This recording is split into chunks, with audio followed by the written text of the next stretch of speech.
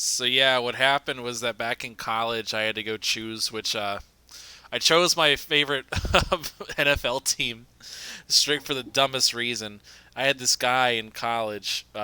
He was like a couple years older than us, but he was in our dorm room. I was a freshman, and he was a Steelers fan, and his name was Coates, and he was obsessed with the Steelers, but he would watch games like recorded games like at 2 in the morning. And so this one particular game I was watching, I was up because I was working on a paper and I couldn't like really do anything.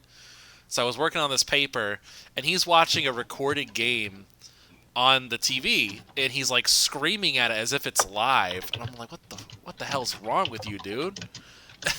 He's just screaming on it. I was like, I got $50 that the Steelers gonna beat the Ravens. And I said, I'll take that bet.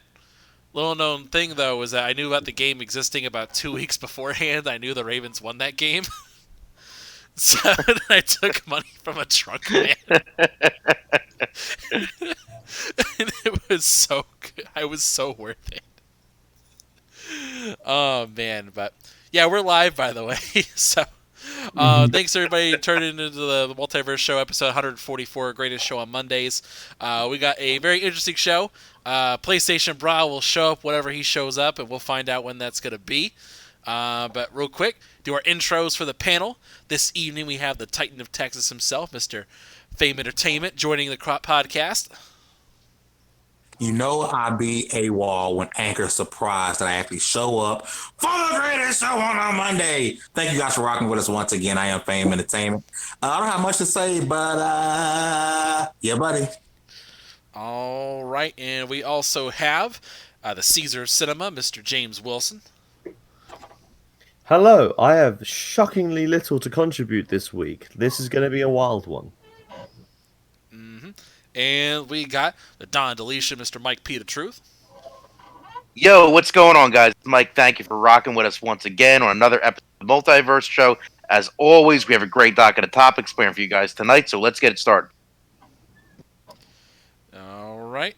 And we also have the White Wolf, Mr. Samuel Tolbert.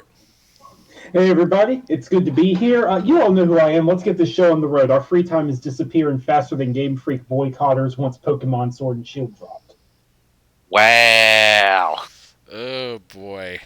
Yeah, we're at to find out who picked what for starters, because I might pick up this game a little bit later if I can get some extra cash.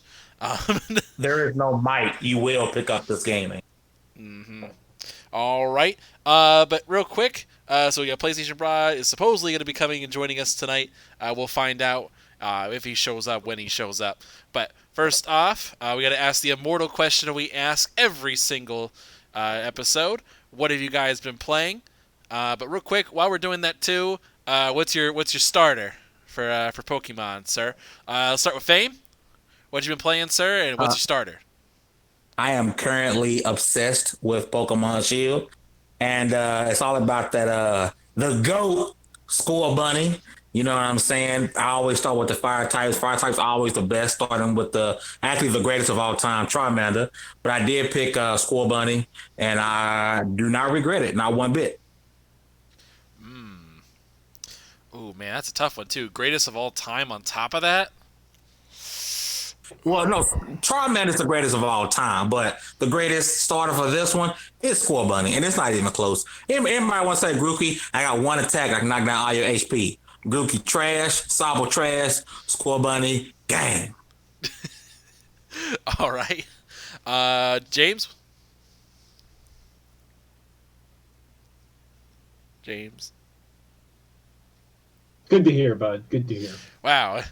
Such insight. Such intrigue. We'll come back to James when he gets his mic back. What? All right. What you been playing, James, and what's your starter? Sorry, you disappeared. I didn't hear the question. That was the problem. I haven't been playing anything, and I haven't got Pokemon. Well, I don't care if you have Pokemon yet. I don't have Pokemon yet, but I already picked my side. Oh, I wasn't planning on getting it. I'm insulted. I've played one Pokemon game ever. Which game? It was on the DS. Doesn't narrow it down, unfortunately. I think Emerald? Emerald? But Let's I see. don't know. I don't know. What were your starter picks from that one? I don't know. You don't know? This was like 13 years ago. Well, Emerald was on Advance. So, if it was on was it a DS cartridge, or was it like, oh yeah, I played on the DS, but it was like the Advance thing? It's a DS cartridge. So that had to be black and white, X and Y. Maybe. I don't remember. I'd have to look at it again, but I think it's either black and white or X and Y. Those are the ones that come to mind, at least. My entire knowledge of Pokemon is how they're all terrifying, and the best one is Beedrill. Okay. Oh boy. He's a bee with drills for hands. That's amazing. Oh boy. All right. So, Mike. I mean, yeah, I'm playing Modern Warfare, been playing Jedi Fallen Order, which I know we're going to talk about tonight. Don't have Pokemon yet, but I am going to be getting Sword next week or two, and it's all about Grookey Gang, yay yay! Yep. All right. And Sam? Yeah, so I haven't picked up Pokemon yet. When I do, I'll be starting with Sobble. Sobble Squad! Sobble Squad! Yep. Sobble Squad! Yeah, I'm looking forward to that. I'm really looking forward to diving into that, but I haven't quite picked it up yet. I'll be grabbing Pokemon Sword when I do. In the meantime, however, I have been playing a lot of Death Stranding. I finally made it out of Chapter 3, Dear God in Heaven. I'm in Chapter 4 now, which is actually interesting, so that's pretty good. That's going along well. Then, on top of that, I've been playing Jedi Fallen Order, which, if it didn't have a tiny handful of issues, would probably be in like my number 2 picks right now for Game of the Year. It's insanely good. I was looking forward to it, but I'm shocked by how much I'm enjoying it. It really is good. But I know we're going to discuss that. So, All right. And so, for myself, I know I'm all Sobble Squad, proved and true, ready to roll. Water types. I've kind of consistently chosen water types across the board, with one exception: Trico. Trico the dude. Like, Trico was hot. That was right. Wasn't Trico the bird dog thing from Last Guardian? This was way before. This is back in the before times. They probably were announced around the same time frame, now that I think about it. So, anyway, for me, what I've been playing, Jedi Fallen Order, Outer Worlds, After Party, kind of playing the same old. I hope to finish something someday. right? I just want to be able to finish a game. The struggle is real. It's like a new game comes out, and I'm like, should I try to see it's worth my time? And I try, like, yeah, it's worth my time, but this is also worth my time. Yep. Yeah, but 2017 was my year for finishing games. I finished 50 games that year. I was like, yes. I was doing real hot, but has not been good lately. This year has not been very good for productivity. So, all right. So real quick, before we get into our movie corner segment, Sam, yes. I believe it's time for our corporate shill segment. Who's paying the bills this week? Yes, as always, it's time for our corporate shill segment, and I want everyone in the audience to know that I was explicitly instructed I had to go with this sponsor, and I had to do it with, quote, dignity, unquote, and taste. So, we have to do this. So this is what it is, and today's episode of the Multiverse Show, I am very proud to announce, is being sponsored by Disney Plus and Thrust. Oh, you thought Netflix and Chill was in? No, that's a pill these days. We have to pay the bill. And Netflix and Chill is out of style. So today we're going over Disney Plus and Thrust. It's not a bust, I promise. Now, if we can discuss this, look, y'all, you know what it is. Get on with it. That's all I got to say. I got nothing. Just go. Dignity and grace. I would like to add that the ultimate version of this is to IMAX and Climax. Wow. It's just, man, I I hate love you the memes. sometimes. You know that? Man, we gotta pay the bills no matter how bad it gets. I know. If you want to be featured on the Multiverse Sponsors Corporate Shill segment each week, donate $1. See what happens. And if you can't donate $1, don't worry. Come to the couch. We'll talk about it. All right, so we got some cool stuff we want to talk about. James, it's your time for a movie corner here, but I understand it's been a comedy of errors across the pond there. What's been going on? Okay, so I thought, you know what? That's great. There's a new Disney streaming service. I'll watch a couple films. I'll get back to you. And then I remembered that I can't legally use Disney Plus until March 31st. So that's out the window. Is the Mandalorian good? Is it even real? I don't know yet. And then I thought, okay, maybe I'll go to a cinema. I work at a cinema. I don't have to pay to see films. I'll see something new. I'll go see the new Matt Damon and Christian Bale film, Le Mans '66, also known as Ford versus Ferrari. Big Oscar contender. Loads of really good reviews. I get in, I get my popcorn, I sit down. 10 minutes into the film, power cut. Entire cinema, blackout. And other than that, I have not had enough time to sit down and watch a film this week. I am unaware of the news cycle of anything that's happening, really. So, thus ends James's movie corner, a record time. Wow. That literally is a record time. Yeah, it is. Can I add an addendum? Can I add an addendum to his movie corner? Yes. Please do anything you want. This is your weekly update that I still am not able to see Parasite or The Lighthouse, and I'm still ticked about it. So that's all. I would also like Day to 8 add of to not this. seeing Parasite. Dying These, inside. I also cannot see these things for a different reason, is that they're not out yet. Yeah. All right. So, movie corner is over. Let's get rocking and rolling with some stuff. But I have a little movie corner segment, sir. So, I'm going to kick you over to the side for just a moment. It's a little Disney Plus moment. I have two things. So, I watched two things. Well, actually, I watched three things on Disney Plus that I wanted to bring up and talk about. This would be my movie corner segment. 1. Ichabod and Mr. Toad.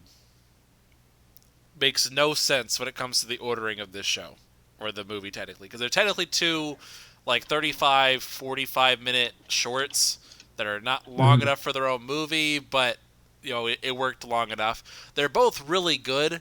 It's really dumb. They should have ordered it like the title. It should have started off with the Legend of Sleepy Hollow and then do the Mr. Toad but not because of any reason like that, but because they're both technically holiday movies. Because Legend of Sleepy Hollow is set on Halloween, which is great. But then, the climax of Mr. Toad happens at Christmas and New Year's. So, it should have been Halloween, Christmas, New Year's. It would have flowed really good. But no, we're not going to listen to that. But, alright, that was annoying and I thought it was really cool. Other than that, I'm convinced... Well, first of all, so I watched the Mighty Ducks animated series, at least the first few episodes. I didn't know it was actually real. I remember as a kid seeing a commercial for it. I thought it was a fever dream. I am convinced that this definitely had to be the late 80s because they were definitely on coke. So, for those of you who don't remember, the Mighty Ducks was a sports film franchise about Little League hockey. Mm-hmm. And the Ducks thing is that's the name of the team. That's it. There's no special thing about it. I'm convinced the pitch meeting went something like this. All right, we need to cash in on a busy executive guy says we need to cash in on the Mighty Ducks franchise. We need something to do. I think we should make an animated series, right? And so oh cool, yeah, let's do an animated series. It'll be great. We'll have a great time. It'll be a good idea. But what should we base it on? Just kids. It's not great. What can we do? What angle can we work? One dude comes up from underneath the table. You definitely see some white powder on his nose. His eyes bloodshot. Like, I have an idea. What if we did alien ducks from another galaxy that worship hockey, that happens to have the same rule set as on Earth, and they're being attacked by an alien overlord, and they revolt and become freedom fighters, and then end up on Earth from another dimensional portal, and then they join the National Hockey League on Earth, and no one questions this. No one has problems with this. But they're not only that, but they're vigilante superheroes as well. It'll be great. They're not only searching for this evil dragon overlord, but they're also fighting crime and managing to be a major hockey team at the same time. It'll be great. And someone just said, yeah, green light that. Yeah, sure, whatever, do it. And I'm just blown away mentally. I'm just like, wow. I think I've told this story here before, Ivan, but just in case I haven't, the first time I ever saw an ad for that, I was like, I have no idea what's going on, but cool, looks fun. I was a dumb little kid, right? Then I go over to my cousin's house, and he says, hey, you want to watch the Mighty Ducks? I was like, yeah, sure. But then it was the film, just about the hockey team. No alien ducks or anything like that. I know, right? I was very confused. I will freely admit, I was very, very confused. Yeah, I'd be confused too if you were introduced to that. All right, last thing I want to talk about. Very minimal to no spoilers. Mandalorian's great. Mm-hmm. Yep. For Go watch James' it. sake, End it's of the discussion. It's really good. Like, best way I can describe it, it feels like a mixture between like Witcher and like a cowboy western kind of show. Like, it has like this kind of like, it has that little bit of like science fantasy vibe to it, like just that it, like, you know, like what Star Wars is known for, but it's very much grounded, feels gritty, and it has that kind of cowboy kind of vibe to it. I'm not going to get much more into that. I'm not going to talk about spoilers. I will say I do enjoy how Disney is releasing these episodes. So they launched the first one on Tuesday, whenever the service launched. The second one came out on Friday. And when's the next one come out? I can find out. I think the next one is this Friday. Probably. Say. Yeah, I think it's going to be on a weekly basis. It's just this week was the exception because they said okay twice. I think it's going to be this Friday with the next one. Yeah, next one's the 22nd, and then after that it'll be the 29th. So those will both be Fridays, and then December 6th after that, and so forth. But hopefully for you, James, you just get to binge them all, and they're really good. That's all I'm going to say. All right, so topics. We got things to discuss as we get into those little bits and pieces and nooks and crannies of fun things to discuss this evening. So, first up on the docket, we had some crazy new news came out. Half-Life 3 is real, but it's not what you think it is. So, it's kind of real. Kind of. Yeah. Well, it's not Half-Life 3, it's just the third Half-Life game. Exactly. Yeah. Exactly. So tell us. Do you want to take the lead on this, Ivan? Oh, no, you go ahead, sir. Yeah, so basically, out of nowhere, Valve, well, first off, a couple of people had noticed since Valve acquired the tiny indie studio Campo Santo, they're the ones who made Firewatch, that artsy game. Yeah, they made Firewatch. And I still need to play that one of these days. You guys haven't played that yet? No, I still haven't played. Great. Oh my god! I've heard it's great. I've heard. Do you it's not great. have it? $5 now? Yeah, like, do you not have it? On Xbox. No, I don't have. But I think it's on Game Pass. One if minute. it isn't, All right, I'll check it's on Game Pass first. But Okay. All right. Yeah, but I mean, the point is, I've heard great things. Good game, small indie studio. It's like 12, 15 people. Valve bought them. They announced a game at the Game Awards 2017 in the Valley of the Gods. We hadn't heard an update on Gods that. or Kings? I forgot what it. No, it's in the Valley of the Gods. I know because I Yeah. just looked at it. Yeah. And earlier this year, people noticed that just this past month, in October, all the developers working on In the Valley of the Gods changed their Twitter bios to no longer say they were working on that game, but instead said developing things at Valve, or some juxtaposition, some version of that statement. Yeah. And then out of nowhere, Valve announces that they are working on Half-Life Alyx, a VR Half-Life game. And they will be talking more on the 22nd. Yeah. So I'm gonna say I'm disappointed. I wanted that game. So I reckon we'll still get it.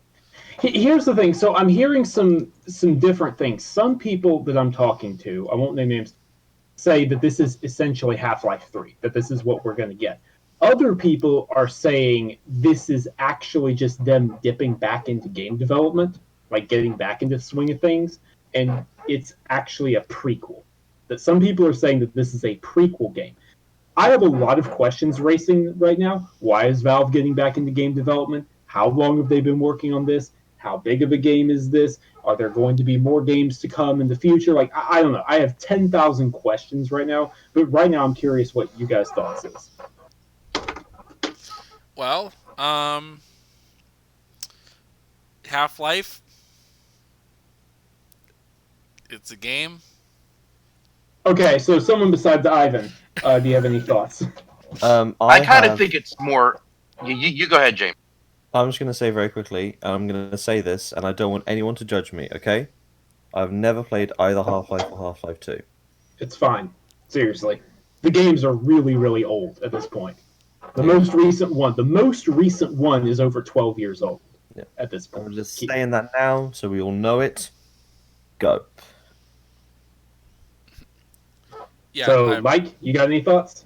I would think it's going to be more along the lines of latter. Now, admission, I played Half-Life. I played Half-Life 2. I did not play the expansion after that, so kind of missing out on a lot of it there because that was kind of like right around when I got out of PC gaming.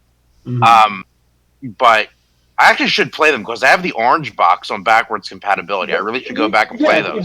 If you got the orange box, it's still worth playing. It's worth seeing. Oh, like they did some really cool physics puzzles back in the day. Yeah. When you consider how old those games are. Yeah, for sure. But going back to what I was saying, I could see this being as kind of like, sort of like their way of easing back into the Half-Life franchise, as opposed to this game just being like, this is what Half-Life 3 is going to be. Like true Half-Life 3. I really can't see that. Yeah.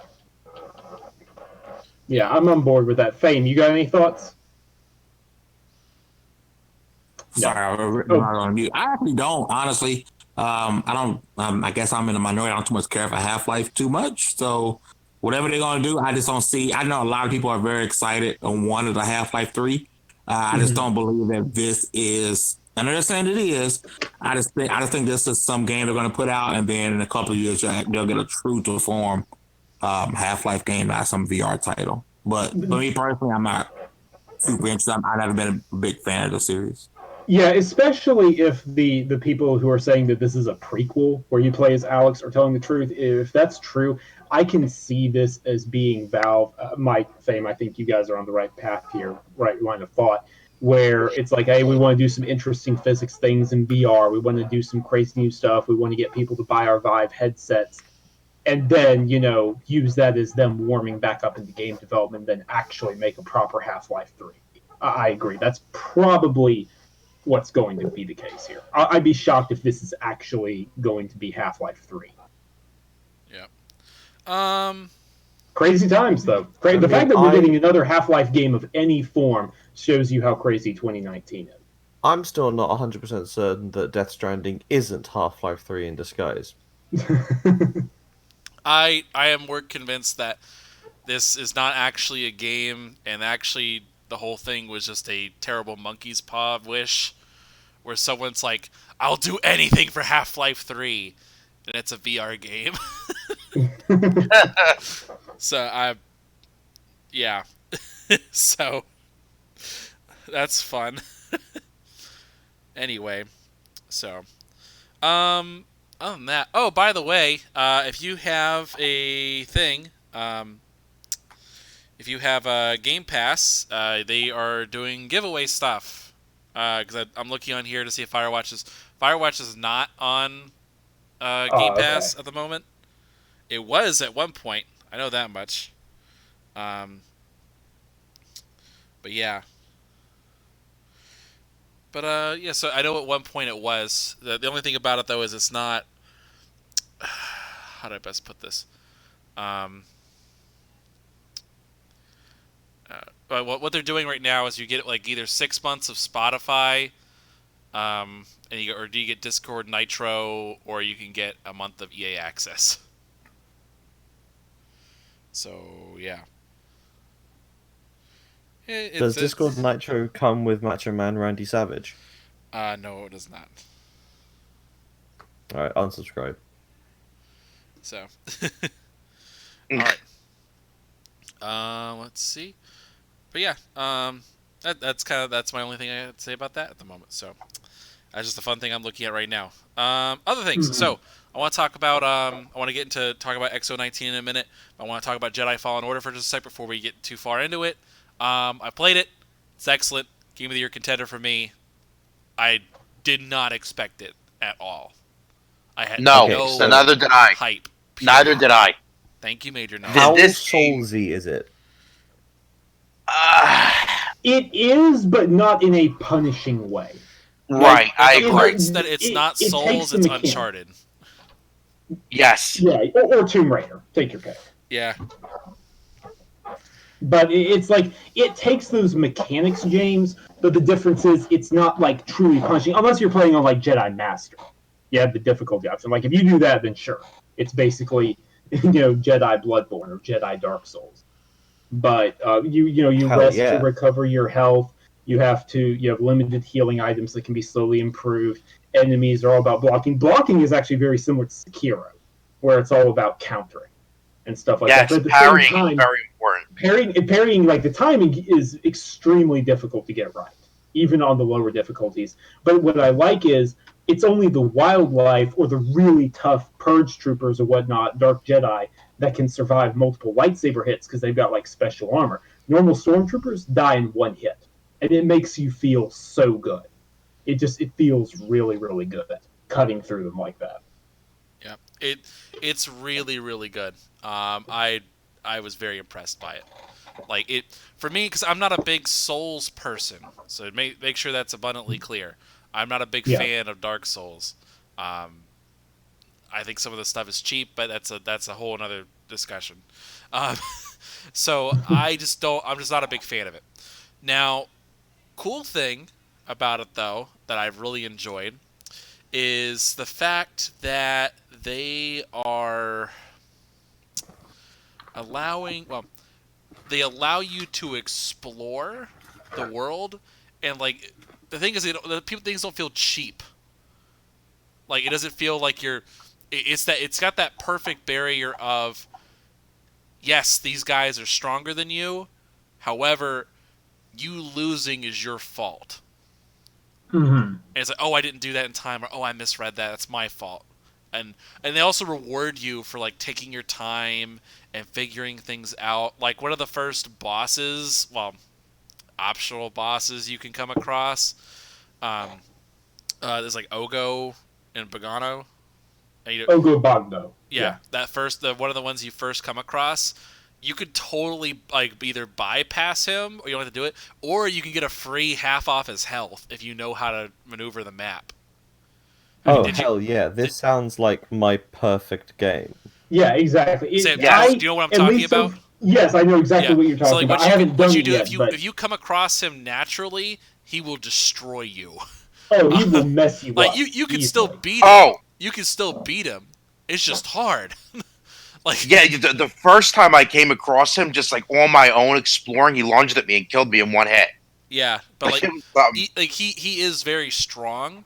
But if you find and on your way back, you can literally go right above him and jump down for a free sword attack, which will do a ton of damage to him, like half of his health down.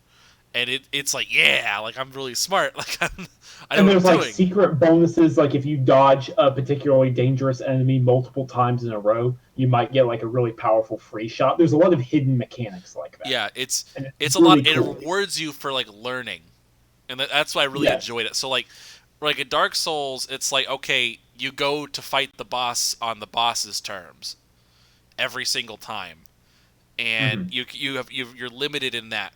But when you play this one, you can really kind of manipulate the scenario. Like okay, one they've showed from the trailers and stuff is like you fight an AT-AT walker. You could play it distance wise and like try to like reflect all the shots back at it, which is fine, just takes a while. Or you could be really aggressive and screw with it. It gives you options on how to engage with something.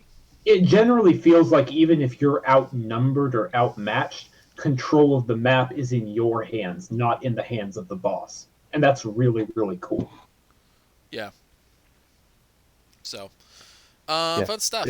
All right, I'm going to make sure I'm going to pick this game up. James, you got to pick this up. Like this, Yeah, this it's will really likely good. be your game of the year contender. Like I'm, Yeah. Everything. I'm because only when like. I saw Go the ahead. build up and it looked like, oh yeah, this is sort of adventure game, and I thought, oh, I like those anyway. But when someone said, oh, it's like a Souls game, like, oh hell yeah, and then someone said, oh, but it's like a really attacking Souls game. It's kind of like Bloodborne but with Jedi's. I'm like, excuse me. well, the thing Yeah. about You like, know, it it's kind of really- is. It's like Sekiro in a lot of ways, like in terms of the most haven't recent Souls played. stuff, like because it's more parry focused, but you don't have to parry. That's the thing. Like that's what I like about it, because like Sekiro, if you don't parry, you lose. You're going to die. You are going to fail. But like in this one, yeah, at the beginning you gotta parry, but you can get so many force powers you don't have to parry. You can just be like, let me dash across the map, flip people off the map, like just do what I want. But it's cool. It rewards you for learning, and going back to old areas makes you feel powerful again. So that's my thing. And I think the puzzles are really well done too. Like where you have to use your one like of where you have these to use your puzzles, like- force powers to manipulate certain areas, like the spinning fan blades and shit. Yeah. One of these It's puzzles. really well done. I'm not going to spoil it, but one of these puzzles actually like really made me think. Like I actually had to step back and go, okay, what am I missing here? Like what's going on? Like, and you have to be very quick on your feet, manipulating things. It's good. It's really good. The only complaint I have so far is this is kind of a situation a lot of games are running into where if you aren't playing on an enhanced console, like if you're not playing on a Pro or a One X, you're in for a rough time. But that's kind of just where we're at now. Yeah. I mean, even playing on Xbox One X in performance mode, the frame rate is still I don't kind recommend of performance place. mode. Yeah. This is the first time, because I'm always the performance mode guy, but I recommend playing in quality mode because performance mode on both consoles just jumps around too much. Yeah, the Just frame watch rate's the frame kind rate of all down. over the place. But I love the combat. I love the environmental puzzles that they have in the game. I love the Metroidvania aspect of it, where there's areas that you know you're going to have to come back to if you unlock certain powers. And I really like the map in this game. The map is really well done because it marks areas on your map that you can't access until you get certain powers. So this way, it's easier for you to track down where they're at when you visit that world again. It's probably my biggest pleasant surprise of the year. I think the game is great. I thought it was just going to be another stupid Star Wars cash-in game. Yeah. Turned out to be one of the best games I played this year. Very pleasantly surprised. Yeah, it's like this in Mandalorian. I'm like, I don't even like Star Wars, but I'm just Right. like, damn, it's dope. Is there something to be said about the fact that the two most critically acclaimed games, or at least in the public perception, that EA have released this year are Apex and this? Not Yeah. only are they both from the same studio, but neither of them have the Frostbite engine. Yes, Mhm. good point. That's a good point. Respawn is proving that they can do anything they want to do. like that's the thing with them. They are routinely proving that they can do anything they put their mind to, and EA just needs to leave them alone. I really do hope, because I think there was a report that the next Battlefield game is not coming out till 2021, I believe. So I hope they really recognize what Respawn has done with Apex Legends, with Jedi Fallen Order, and they really give them the room to breathe and the time to shine. And when these next generation of consoles come around, I want to see Titanfall 3. Mm-hmm. Titanfall 3 with crossplay. Be smart about when you release it. Give it time to shine. Give it room to breathe so it's not overrun by other games. And give them a chance to do what they do best. I mean, I think they deserve a lot of credit and a lot of recognition, especially after the first two Titanfall games. Consider how EA kind of sent them out to die with them. So, kudos to them. Yeah. I've been quite impressed. Quite impressed. All right, so X019. Let's get into that. So I know Fame's chomping at the bit. He's like, yes, I want to talk about it. So real quick, I want to kind of go by major points. Sam, do you have the list of everything that happened at X019 so we can kind of get that? Go through point by point. Yeah, do you want me to pass a list to you or no? What? You can go. You can kind of. We'll split it up kind of based on things that happen. We'll do. Let's talk about first party titles first. Okay, so, I was gonna say you want to just go in order of things that happened. Yeah, we can go in order of things that happened if you want. Or cause I was thinking more splitting it up in terms of different types of things that occurred. So it's like, okay, they announced some games, they announced some third-party stuff. Why don't we talk new games, updates on existing games, then Game Pass, and then xCloud. Sure, let's do updates on existing games first. Updates on existing games first. Okay, so first update that we got is that Bleeding Edge now has a release date. March 24, 2020. Like other games, it's coming to Steam as well, so they're not stopping that anytime soon. Full crossplay, and it's a $30 game, not $60. All right. So there you go. I'm not the biggest fan of it, but it's definitely colorful, so I'll give it a try. I'll check it out. Game Pass, Ninja Theory doesn't make bad. Yeah, I mean, Ninja Theory doesn't make bad games. They don't make bad combat. So I'll check it out. Yep. That's one.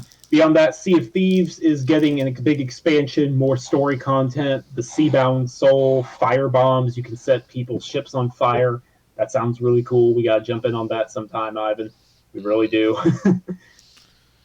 Then let's see. Halo Reach is coming to PC and Xbox finally on December 3rd. Yay. I'm excited about that. I loved Reach.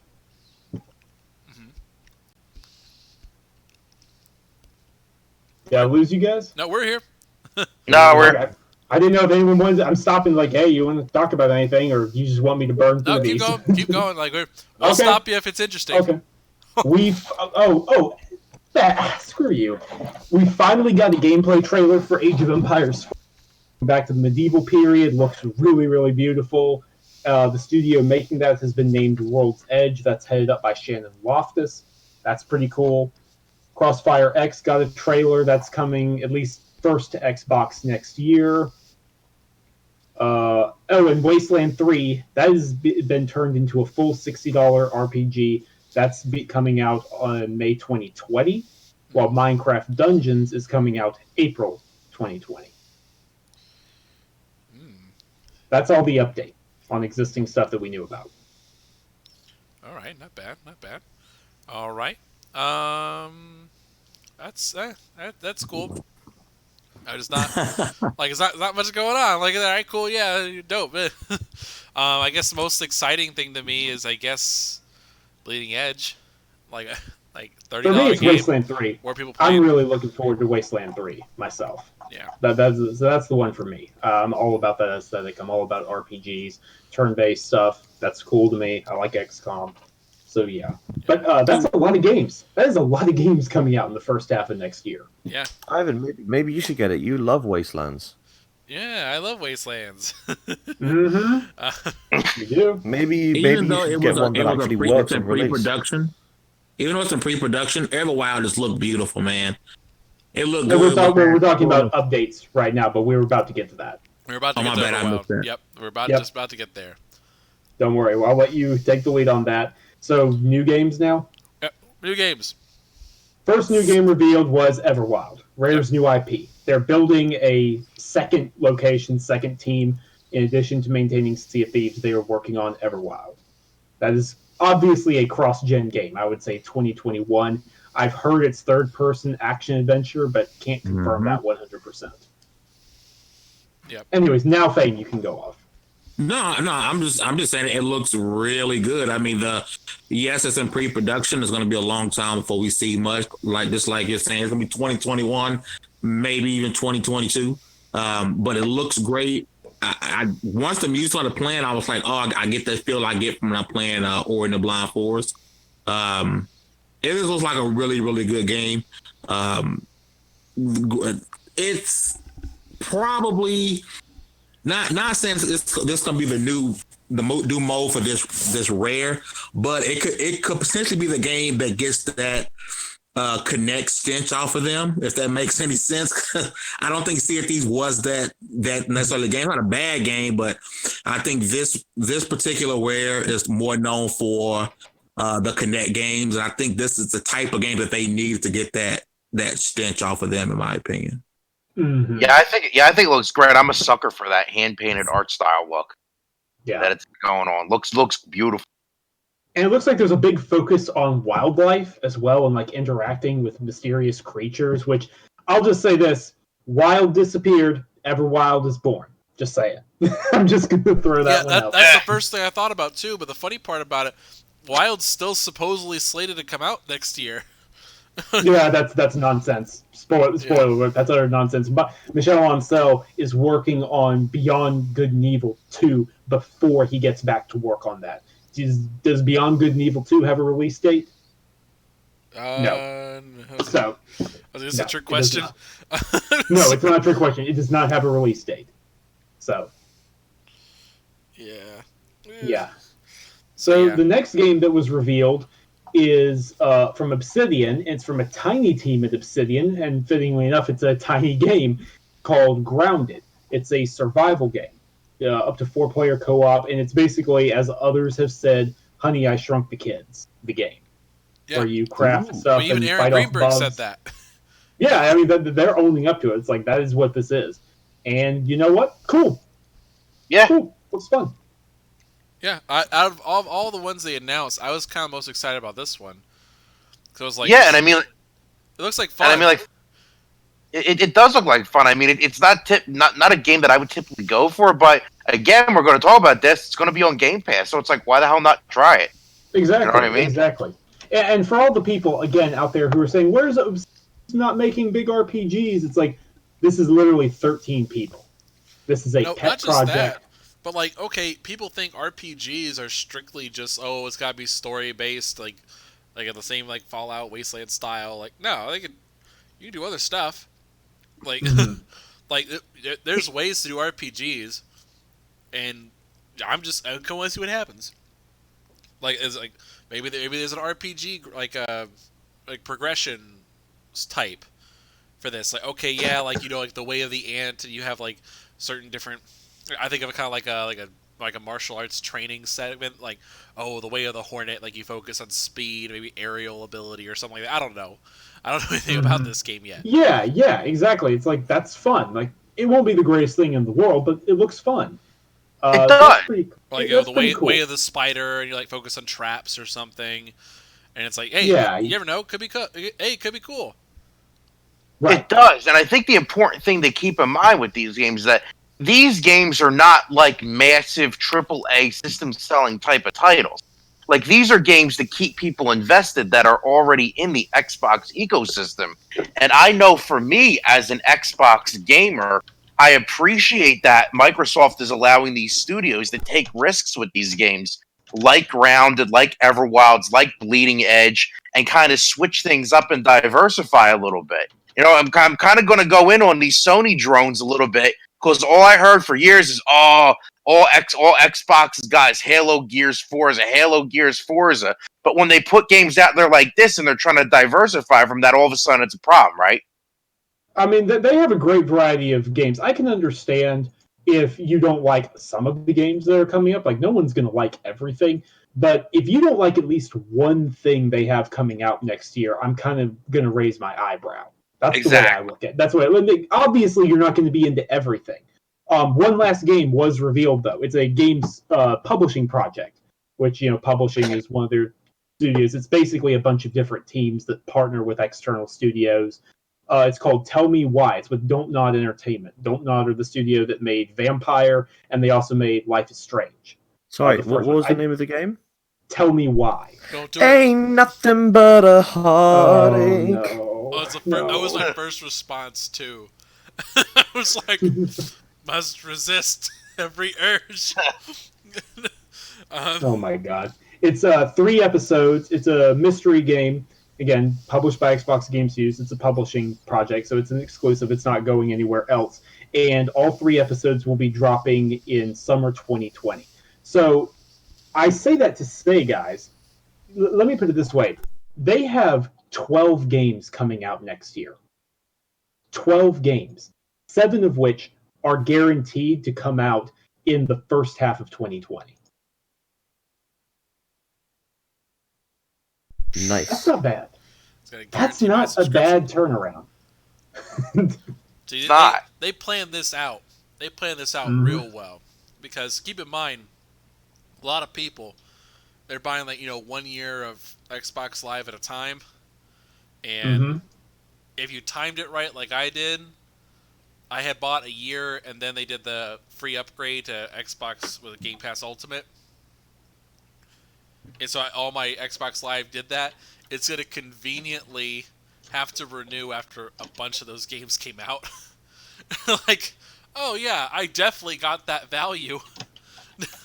I kind of need to resubscribe now. So, I'm like, oh, okay.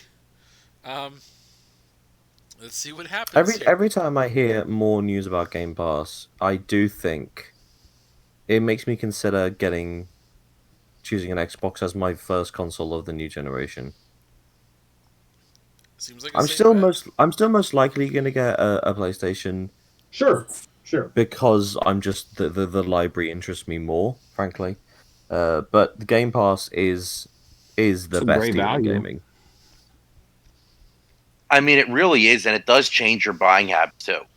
Like, it makes you think, like, when these games come out, like, maybe I shouldn't splurge on it right away because there's a chance it might go into Game Pass. Yeah, and a lot of games did that. There's, Metro Exodus did, Dirt Rally 2.0 did, which was a game that I didn't buy at launch because I had a feeling that it was going to go in there, and it did. So it's like, Strange Brigade eventually went in there. Vampire eventually went in there, I believe. I still find it funny. People were saying, "Oh, Microsoft can't make any money. What are they doing? Don't let the developers give their games away, mate. I want to pay $60." Like, shut up. Phil explicitly stated in an interview that he said, "Tell you what, let us worry about the business. You worry about enjoying games." As it should.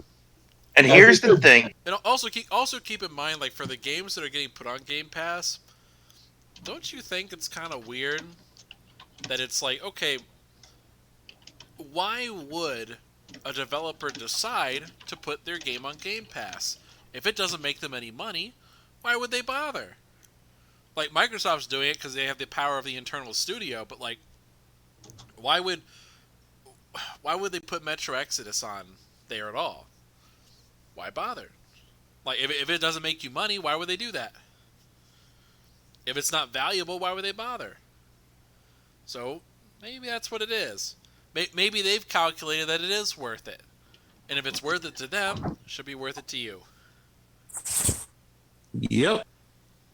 That's common sense. It's like, to them, A lot of people don't have it. Like, for example, After Party. After Party launched on Game Pass.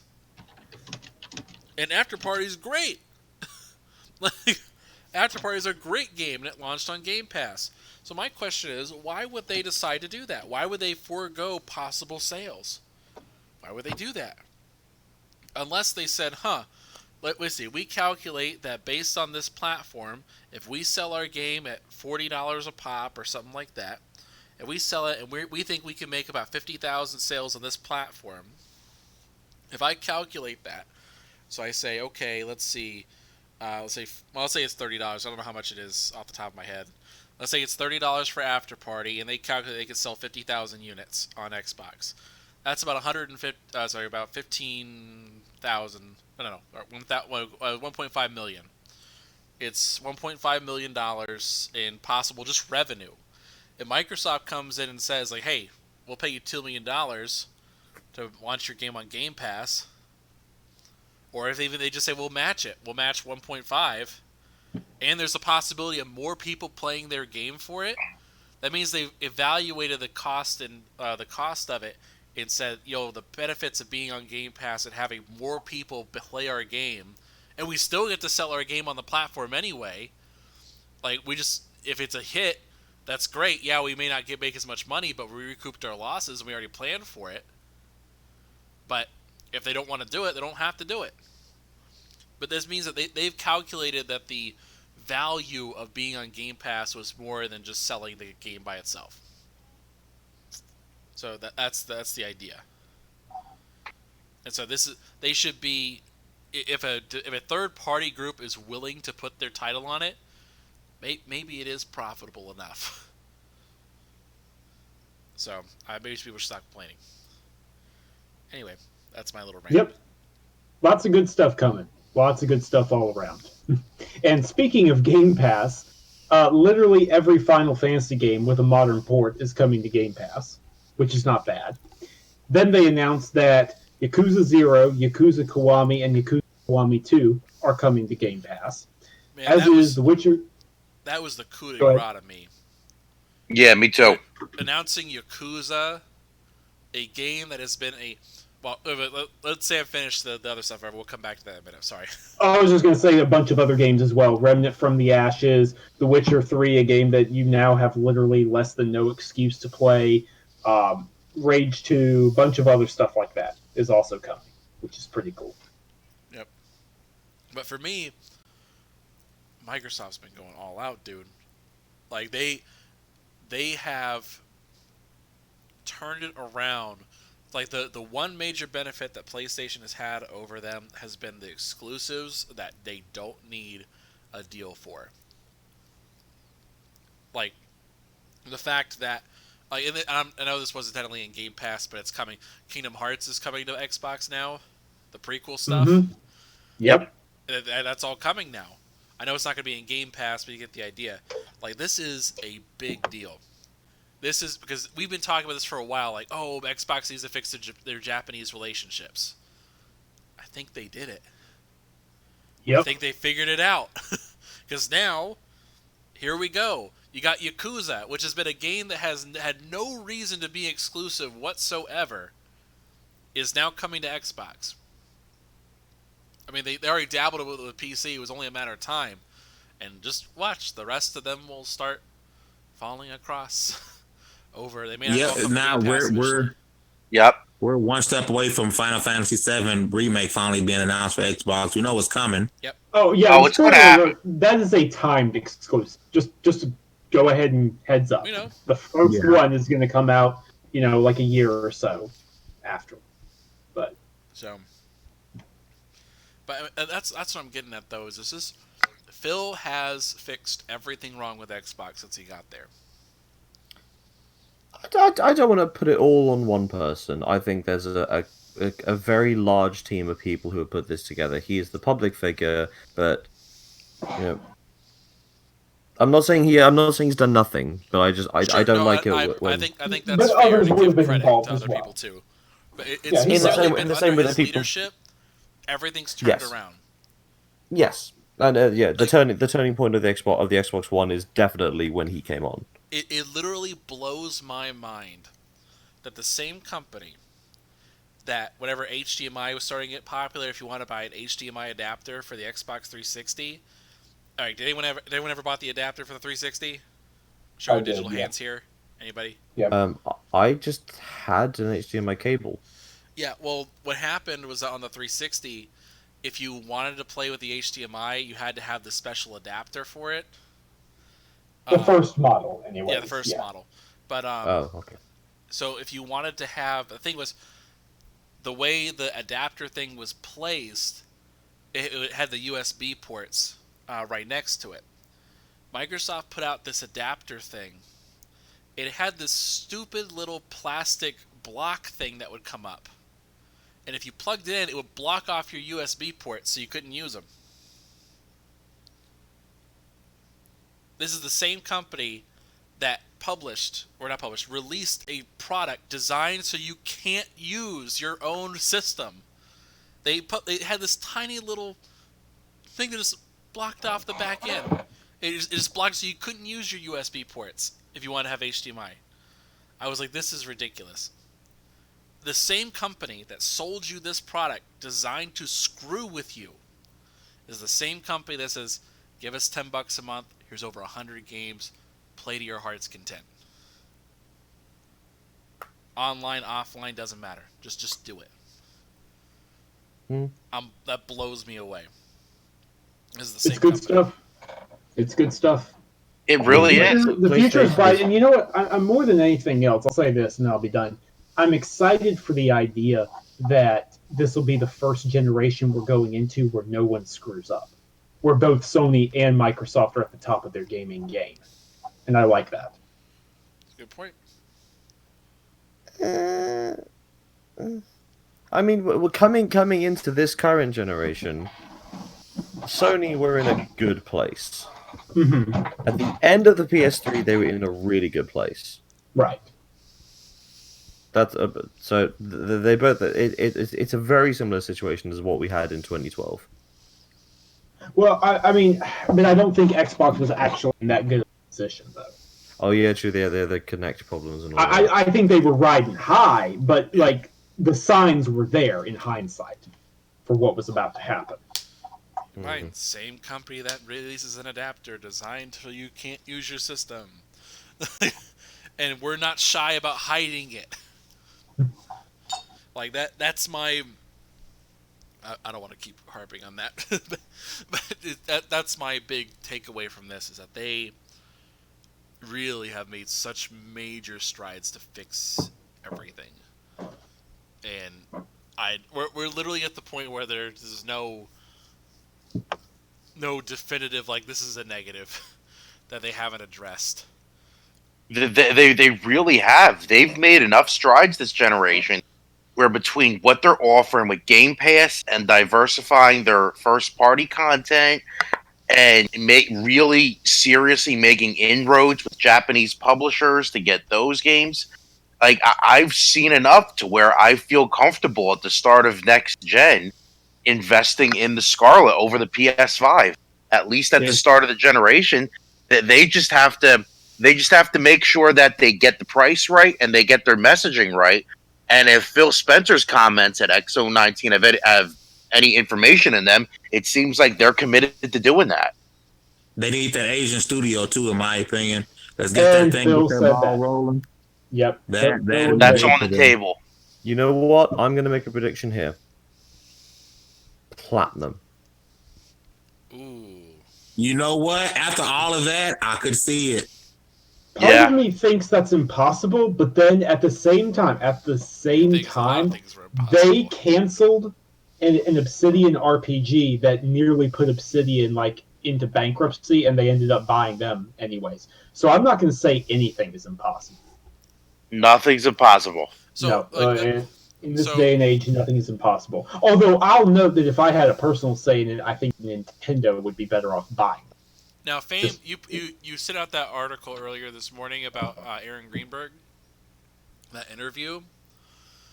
Like, do you remember that? Me? Yeah, was it you? I was pretty sure that was you this I don't morning. think that was No, me, that was me. I did that. That was you. Oh, sorry, that was you, Mike. My bad. You put out that article. So Aaron Greenberg did an interview with Kotaku Australia. A very cringe-worthy interview, I might add. They literally framed every question as, how can we make this a negative question? What were these questions? I mean, my God, if you read that, it's like, Jesus. These questions were terrible. like, and this is not to say like, okay, having a negative, like focusing on negative questions or asking hard questions is bad. No, you should ask hard questions, but every single question was designed that way. Every single question, you say. Yes, but at least frame them. So yeah, but I've got it pulled up no. right now, and the first question is, you've said there are 15 studios. Is that figure still accurate? That seems like a... Bleeding Edge is a big departure for Ninja Theory. Was that project already underway? No, I was asking about the next one. There's like, are you counting publishers? Because I read that question no, it says, and does it include publishing? And publishing is one of their studios. Xbox Game Studios Publishing. It's a legit question. That's what I'm saying, though. It's not every question is necessarily bad. It's more that it's designed to elicit a negative response. That one is for him to say, "Oh, clarify." That one doesn't mean it's not what you think it is. I'm trying to find the article. 1 second. And then there's a question in there at the very beginning, like, you're putting a lot of effort into Game Pass or something like that. Is that because you don't have marquee games that can compete with Death Stranding and games like that? They literally just released a marquee game in September with Gears 5. And it's got the same open critic as Death Stranding. So I would consider Outer Worlds an marquee, but I understand. Well, that also wasn't them. The Outer Worlds was private division. Yeah. Where is that article? I had it earlier today. I can send it to you. Sure, send it to me real quick because I had it earlier today. It's in Multiverse chat. Gotcha. All right. There it is. What was it? There was another one I thought of that was like, really? Why are we framing it like this? Let's see. And then there was one part of the interview where Aaron Greenberg was talking about making gaming open to more people. He's talking about PC and he's talking about the cloud. And he says that the console is still important to that experience. And his follow-up question is, it seems like you're leaving the box behind. When did he say that? Yeah. Well, so let's. I'll just go over the questions real quick, just so you have an idea. First question is like, it says you said that there are about 15 studios and other thing. It's like, is that accurate? Does it include the publishing deals as well as ownership? And it's like, okay, that's a weird question to ask. It says, then the marquee titles question that we just mentioned. Dang it, I hate how there's so many ads on here. Xbox is big on games of the generation at the start of games as a service at the start of the generation. So you wrote back a little. Players are sick of that modeling games and that don't fit it. And so it's like, okay, this is really kind of random questioning. And then talk about like, what's the competition like? And it's like basically trying to frame it in terms of Sony again. It's little stuff like that. Like there's no either neutral kind of questions. It's just everything was framed in a manner to initiate a negative response. And like a good interview is a mixture of different types of questions. It's not always designed that way. You're not trying to, when you try to lead somebody in a question, it's not necessarily the best course of action for every single question. Like sometimes you gotta lead that person so they don't go off on a completely separate tangent and avoid the question. Sometimes you gotta lead them in the right direction of what you're actually asking. So, that just personally annoyed me. That it was like, really, we're having this interview? It annoyed me too. It's like his interview questions were like he took comments from a bunch of quote-unquote concerned Sony drones that don't even own an Xbox. Comments that they make were incorporated into those interview questions. Or like, look, Sony's been teasing aspects of the PlayStation 5. Anything you see there worry you? What? What are these questions? I mean... Yeah. Or then this question. With regards to what you're saying about partnerships in Japan, what went wrong with Scalebound? Dude, that was 3 years ago. I mean... It's like we're still talking about Scalebound? It was 2 years ago, and B, it is a good question. At the time, it was their one big Japanese game, and then it got canceled. and they basically had no foothold over there. They've had no foothold over there, but they've gone from that to this massive deal, this massive coup they had at XO. That's a good question. I'd have asked it. See, my thing is that's such old news. It's like we know what happened. We've already gone through this so many times. I think it's just like, why are we even bringing this up now? That's me personally, but I just think it's silly to keep bringing up old stuff over and over and over again. Like, when I was reading through that, I was waiting for them to say, like, what do you think went wrong in 2013? Like, my God. But I don't know. The thing is, these days, and I mean this in a positive fashion, Xbox has an answer for legitimately everything. That's the thing. The company has completely changed. Things have completely changed. They have more games coming out, fun fact, scheduled to come out next year sometime, than Sony and Nintendo do put together. That's insane. That's utterly insane. And that's without multiple things being announced. And more stuff is going to be announced even before the end of the year. Matt Booty and Phil Spencer have said that they're not even done providing updates this year. And then they have more updates coming early 2020 before E3. So Right. So get used to it. This is because that kind of event, at minimum, is going to be the standard moving forward. All right. So, all right, we're gonna wrap things up here. Get everybody out of here. Because good show. Good show. Even though PlayStation Brah ditched us, there will be revenge. Revenge. All right, if you guys are watching the show, also remember to leave a like. We'll do our outros. Fame, where can the good people find you, sir? You guys can catch me at Fame ENT or Fame Int, as people like to say, 2K on Twitter. I'll be talking about video games and nonsense. All right, and James? The good people and the bad people can get me on the tweets at James_S Wilson. Just a little heads up, we are going to be doing some very, very fun film-based things over the next few weeks, leading up to the end of the year. Yep. And so I'm really looking forward to that. Thank you for reminding me of that. I actually have the schedule roughly done, and I'll go over that in a minute once we finish our outros. Mike? all right, guys, thank you for rocking with us again on another great episode. We appreciate the support as always. You can find me on Twitter at The Truth of Mike P and everywhere else at Mike P.